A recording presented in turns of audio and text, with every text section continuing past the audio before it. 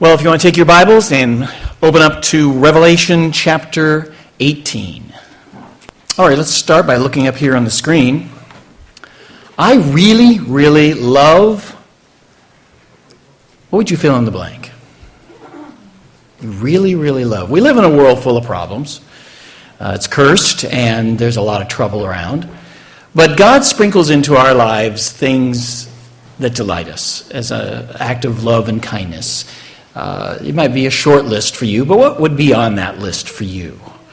It might be a thing, like maybe you really love your car, or your house, or brownies.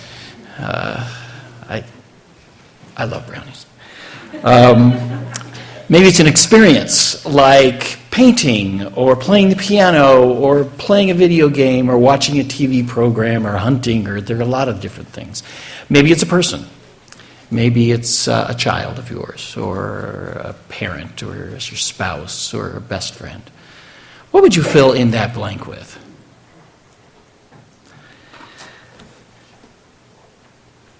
Jesus is loving and loves to give us things to delight in. But everything that you would put into that blank comes with a flashing warning light. Because whatever can go into that blank can easily shift into something you love more, a gift that you love more than the actual giver of the gift, God himself.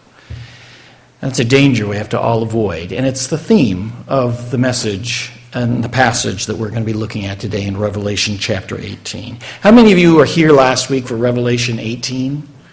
Okay. Those of you who weren't here, you should go online and listen to that sermon sometime this week, because this message is really the second half of Revelation chapter 17. I was thinking about making up t-shirts that said, "I survived Pastor's sermon on Revelation chapter 17. I know that it was a difficult chapter. One of you threatened to run from the building if I did that again. It's going to be okay. This next chapter is not that difficult. It is much easier to handle. But it is the second half of the message. Revelation 17 starts at Revelation 18 today completes it. And we want to review where we've been with that. Revelation 17 is all about what it calls the great prostitute, Babylon the Great. We looked at this and said that this either literally refers to, some people believe, the actual city of Babylon, which is pretty much in ruins right now. It's an archaeological excavation site at this moment that they have been starting to undig and build up again on the bank of the Euphrates River in Iraq.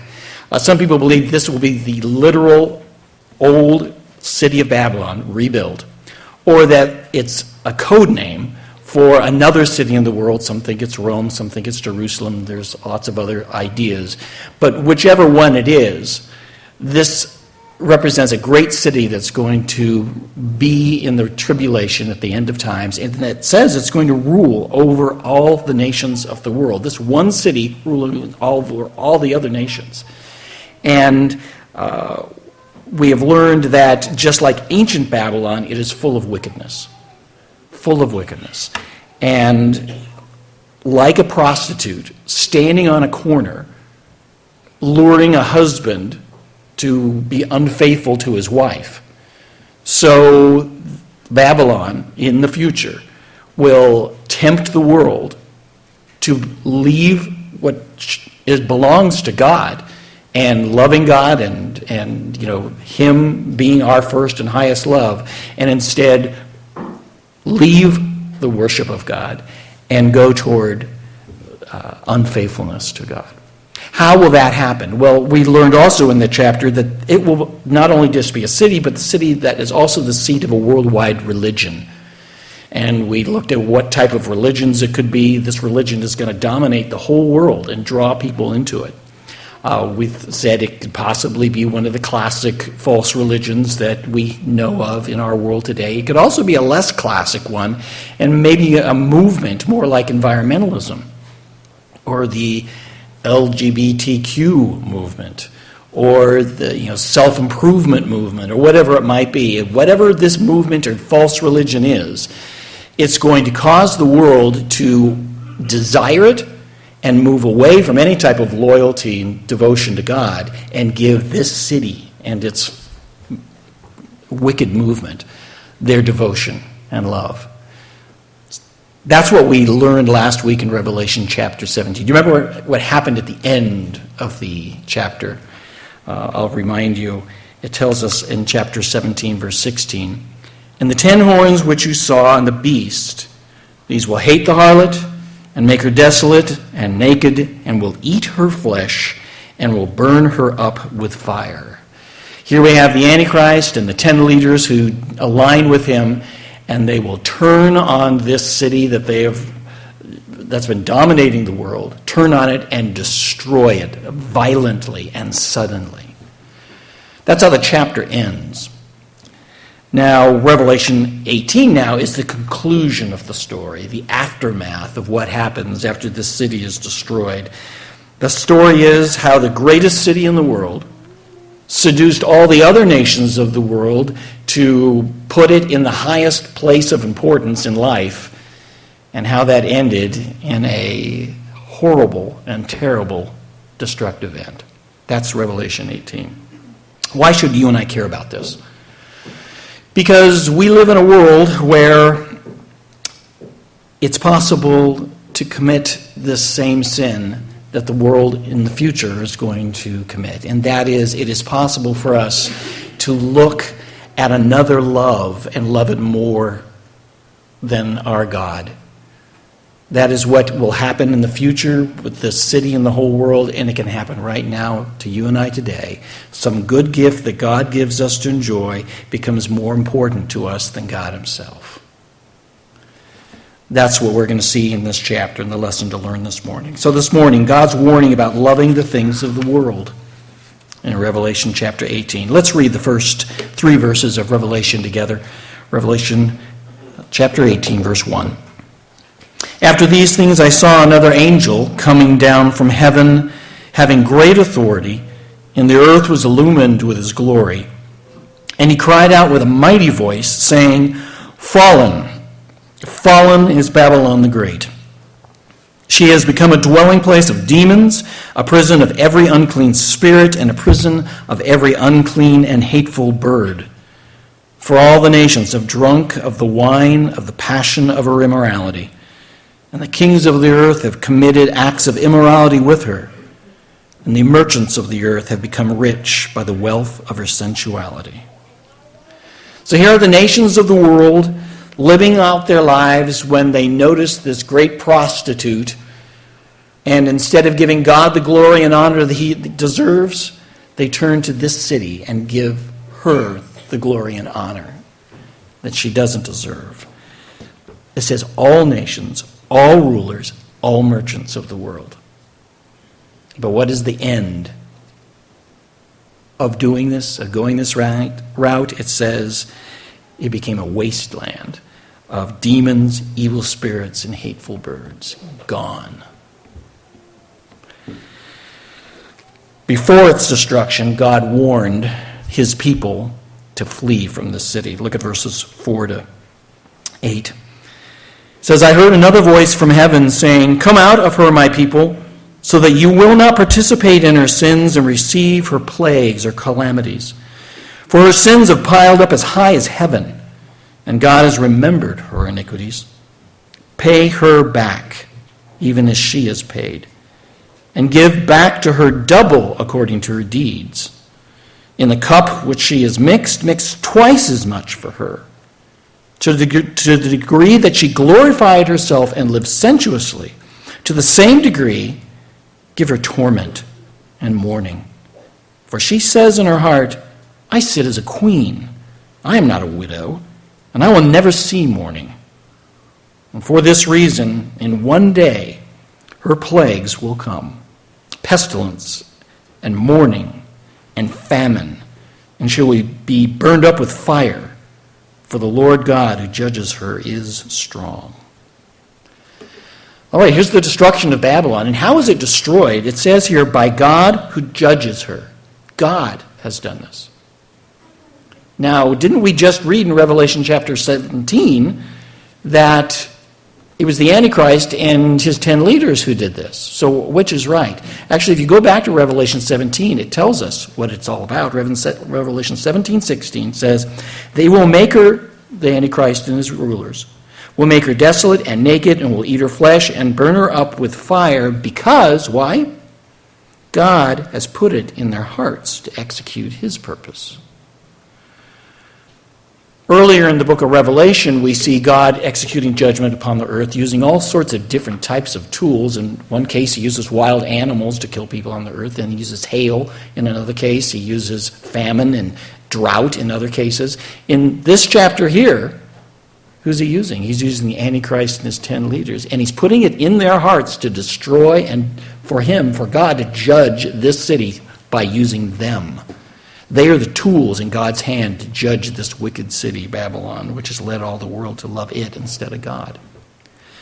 Look at verse 5. It says, her sins were as high as what? Heaven. And look at verse 7. It says that she glorified God, who created her? No, she glorified herself.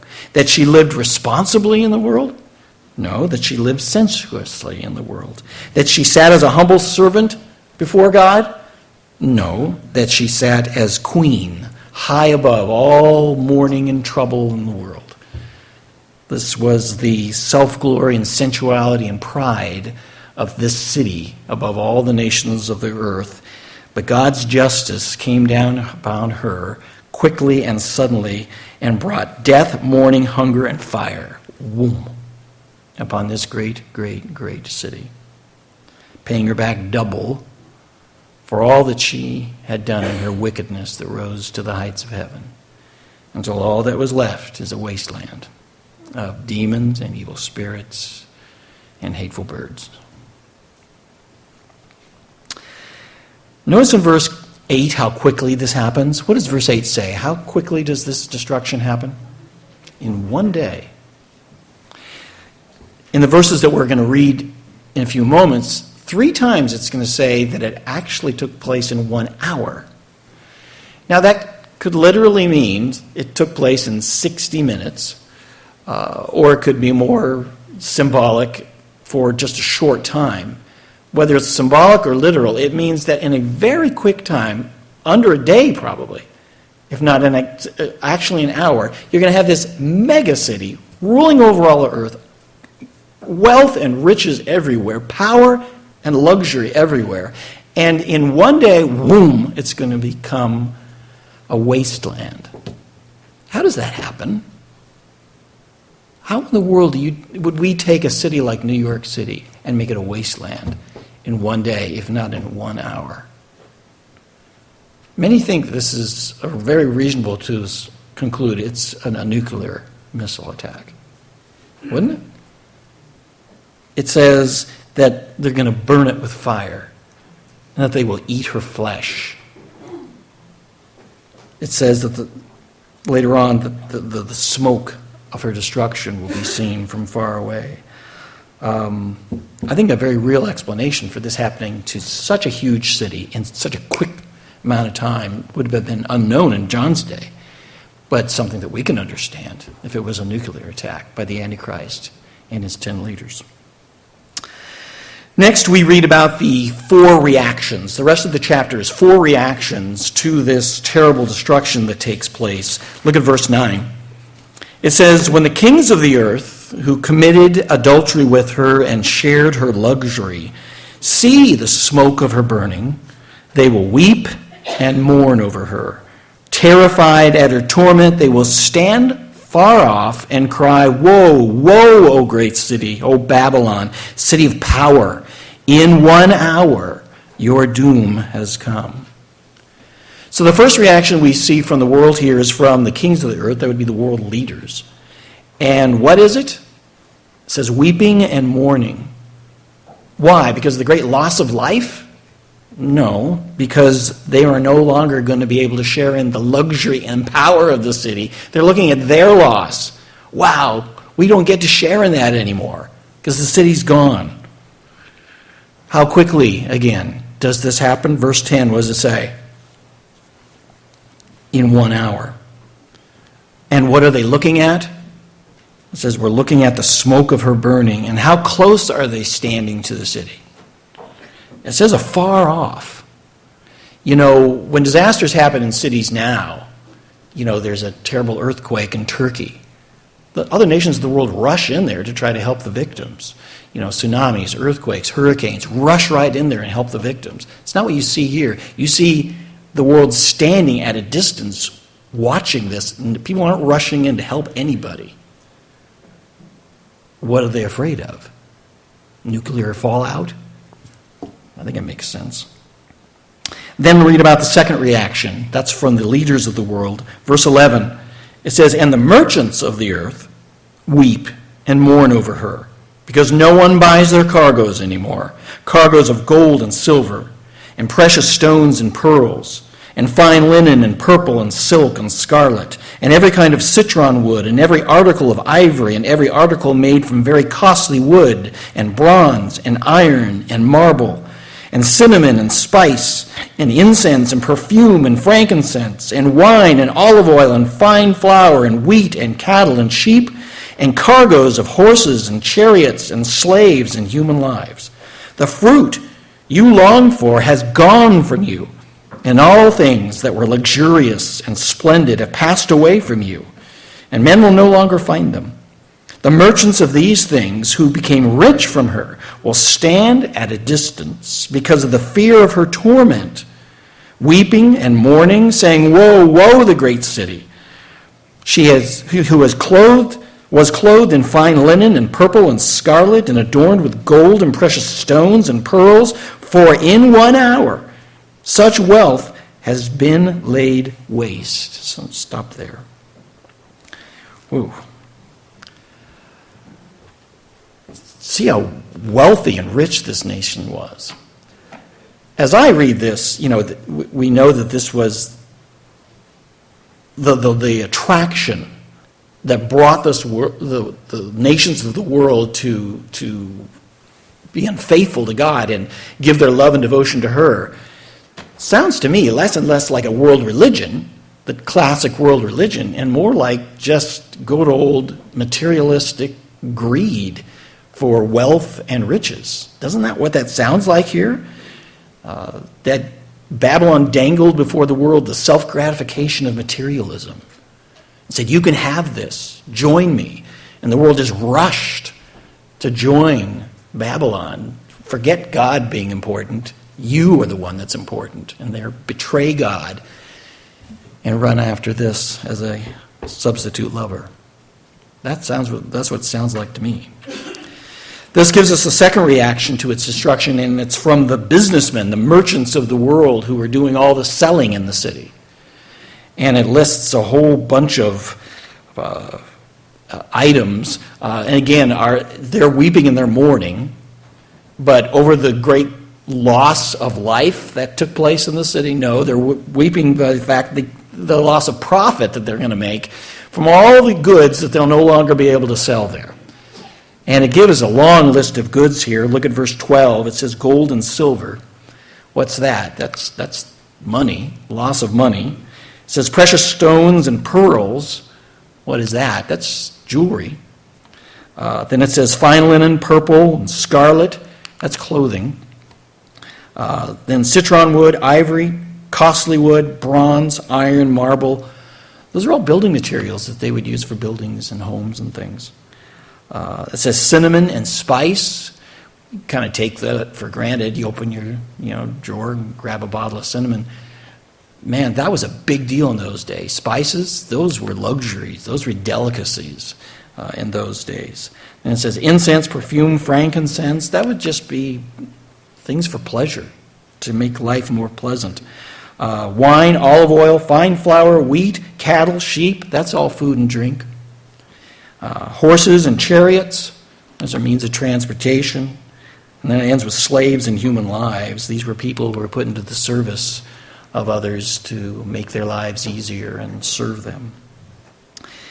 These are the example of the materialism that Babylon dangled before the world, and the world ran after them and grabbed hold of them, the leaders of the world, the business people of the world. And now, it's a wasteland. God had the last word, and he spoke, "You will be judged for drawing people away from me." A wasteland of demons and evil spirits and terrible birds. Then there's a third reaction. Let me give you before this. Notice in verse 17 how quickly it happens again. What does verse 17 say? In 1 hour. Verse 15 repeats where people are standing in relation to it. What is it again? Far off. They're not getting close. And in fact, verse 15 adds the detail of why they're not getting close. It says, because of fear of her torment or torture. They're afraid to get in there because something's going to torment or torture them. I think that fits right in with radioactive waste. Then we read a third reaction in verses halfway through verse 17. Look at verse 17, halfway through. It says, "And every shipmaster and every passenger and sailor and as many as make their living by the sea," again, stood at a distance, "and were crying out as they saw the smoke of her burning, saying, 'What city is like this great city?' And they threw dust on their heads and were crying out and weeping and mourning, saying, 'Woe, woe, the great city, in which all who had ships at sea became rich by her wealth. For in 1 hour she has been laid waste.'" This is the reaction of those in the shipping industry. Weeping, crying, mourning, throwing dust on their heads in their grief. Again, because of the great loss of life? No, because the loss of their ability now to make wealth and riches off this great city. And again, it's in 1 hour, all standing at a distance and watching the smoke of her burning. I can only liken this to our waking up tomorrow morning and hear that New York City had been hit by a nuclear bomb like Hiroshima and Nagasaki. And we're looking on the news and there's the smoke rising up from that city. Everybody weeping and mourning about the great loss, but no one moving in because of the radioactivity that would poison and ruin lives.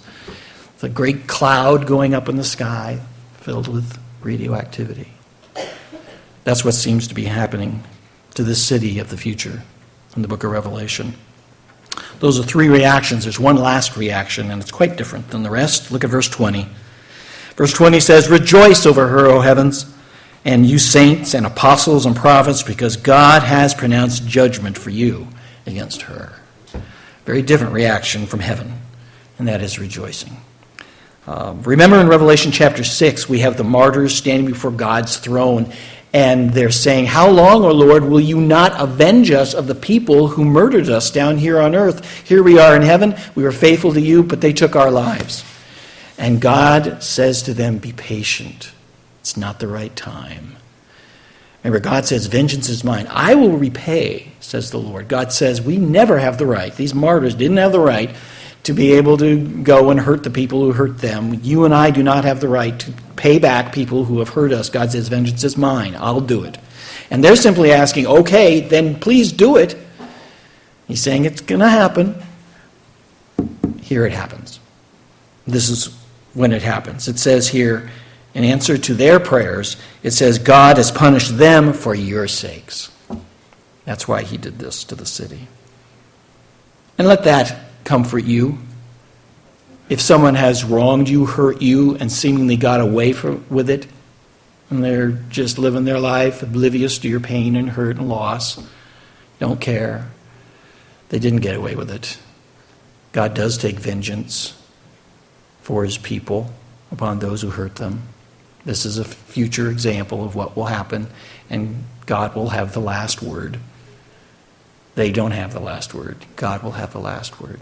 And let that comfort you if you're suffering loss because of what someone else has done to you. God always has the last word. Look at the extent of God's righteous punishment upon them.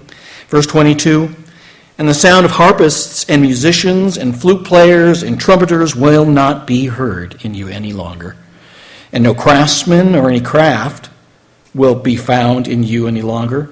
The sound of a mill will not be heard in you any longer, and the light of a lamp will no longer shine in you any longer. And the voice of the bridegroom and the bride will not be heard in you any longer.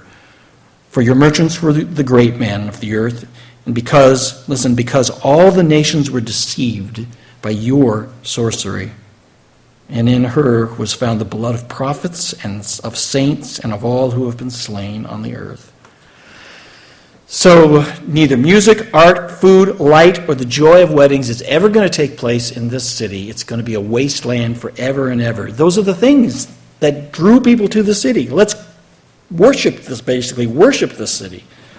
It's a great source of wealth and materialism and self-gratification. And now, again, it's a wasteland with nothing left because God had the last word. It says, this is an important verse, it says here how this evil city came to capture all the world. And it says there, they were deceived by your sorcery. Deceived by your sorcery, by your magic spell over them. Deceived is important. What does it mean to deceive somebody?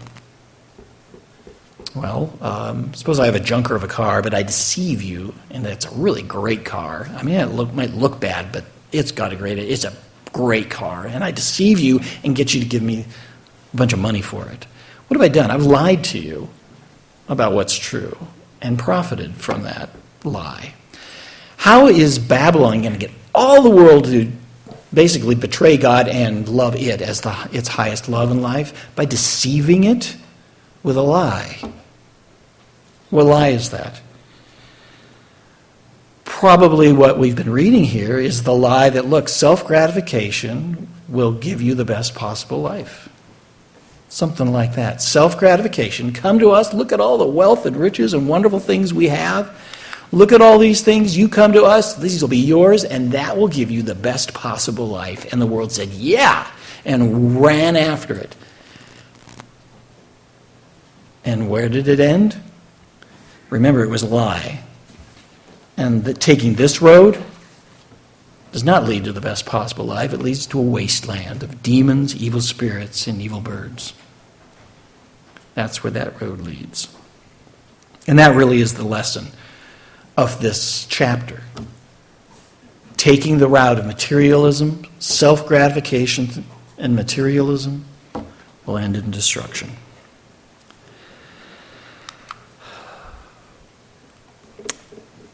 Why does God show this to us? God didn't have to show us this future story about this city, this historical event that's going to happen at the end of time. But God chose to show us this. Why? I think part of it's in verse 4. Look back at verse 4. It says, I heard another voice from heaven saying, come out of her, my people, so that you will not participate in her sins and receive of her plagues, her calamities. There were apparently saints of God living in this city, and he says, look, I'm about to destroy this, leave. And he warns her or them, just like he warned Lot and his family to flee Sodom and Gomorrah.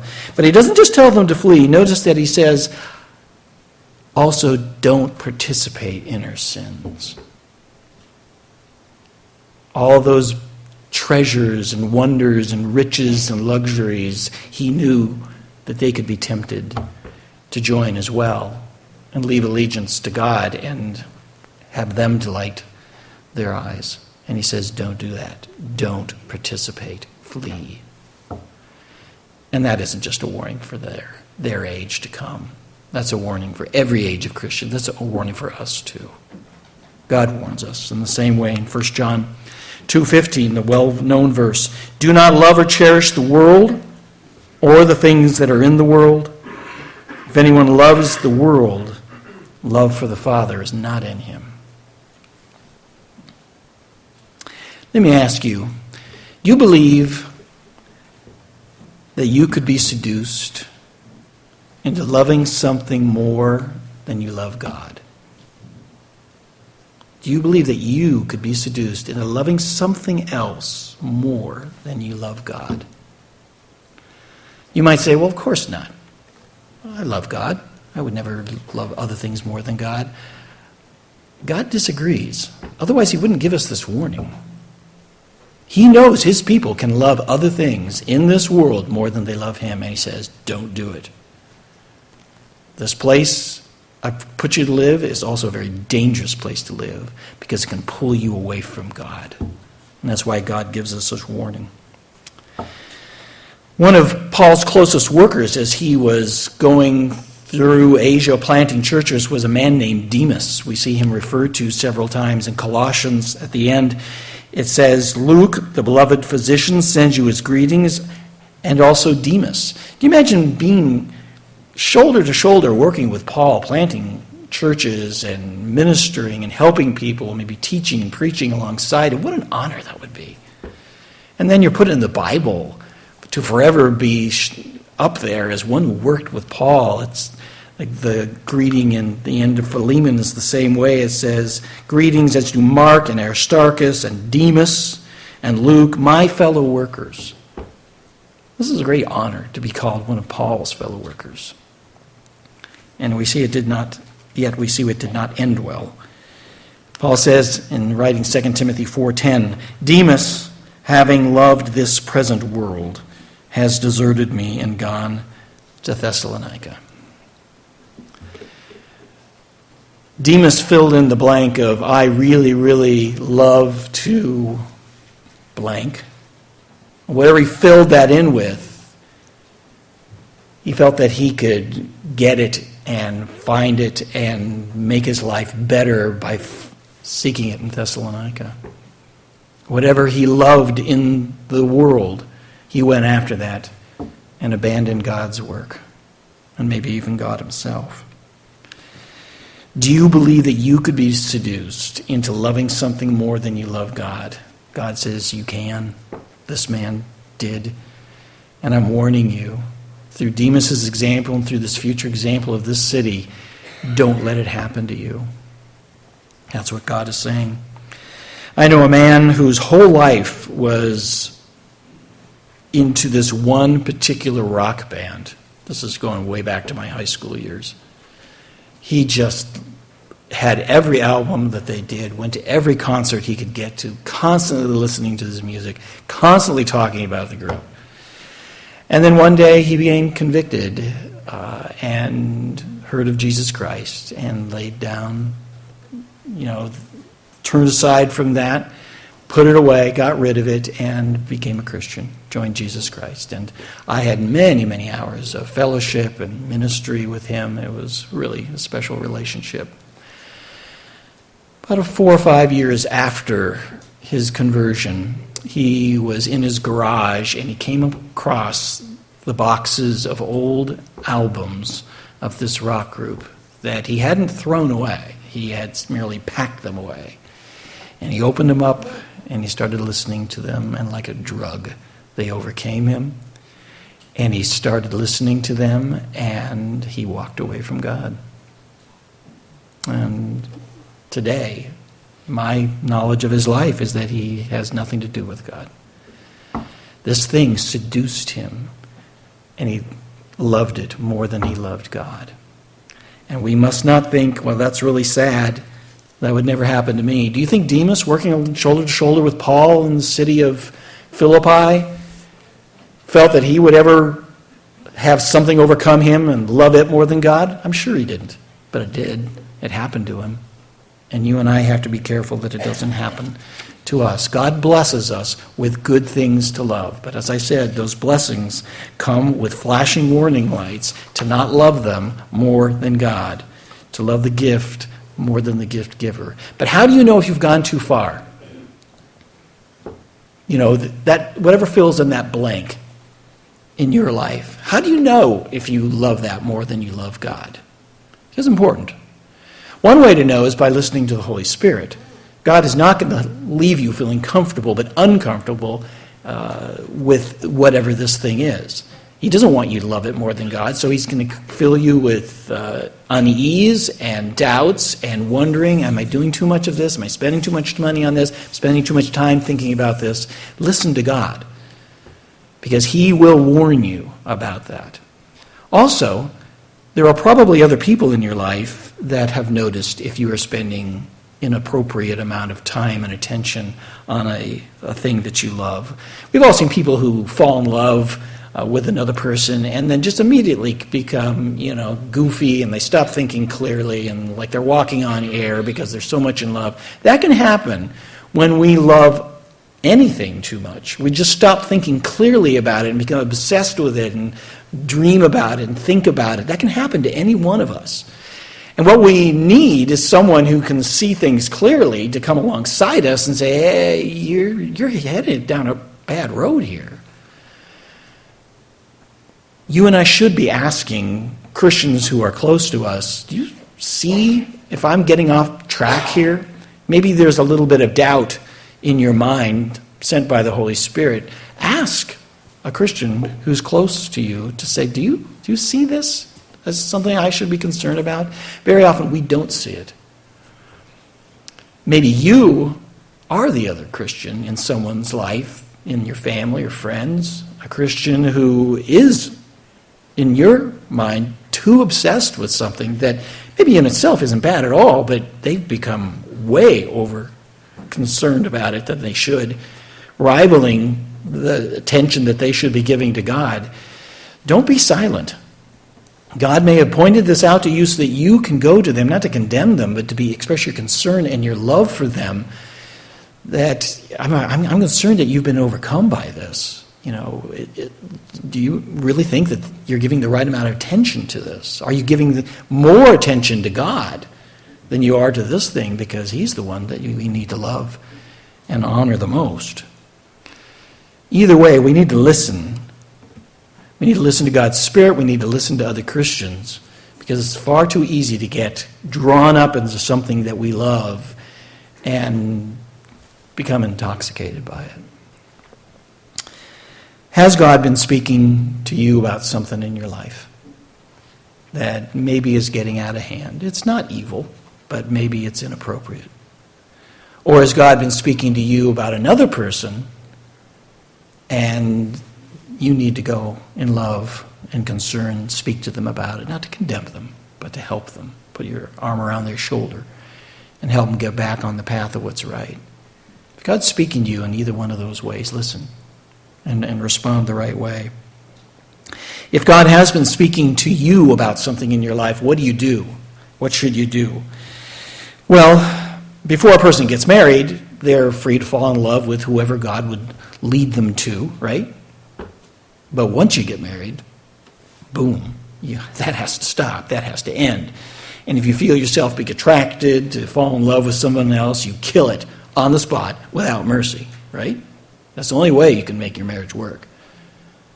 See, once you get married doesn't mean you suddenly stop noticing other people. Of course you notice other people, but you made your choice and you say, no, I will no longer look at other people. I will be faithful to my wife. And that's what God tells us to do. If you're a Christian, you've chosen to love Jesus Christ more than anything else in the world. And yet there are things all around us that will tempt you. And when you are tempted to love those things on the same level or higher level than Him, you must instantly kill it on the spot without mercy. Kill it. And that might mean taking that thing and completely removing it from your life so that it has no presence in your life anymore, because you know that you just can't control it, like this guy with his rock music. That's what he should have done. Or maybe it's something that you realize, okay, it doesn't need to disappear from my life. I will just move it back down the list of priorities to its rightful place. Whatever you choose to do, you make sure you give Jesus the rightful place that He deserves in your life. And there's only one rightful place for Jesus, at the top, our highest love and concern in life. That's His only position for every single one of us. And second place is way down here. No competition between the things that delight us and Jesus. If you were living in a state right now where there is competition, you got to kill that thing. Number one, tell Jesus you're sorry. Number two, kill that desire for it. And number three, then make Jesus your highest and dearest love in life. How do you do that? You think about the future and what your life would be like in the future if Jesus had never come and rescued you. That you'd be suffering in the pit of darkness in hell forever. Think about that.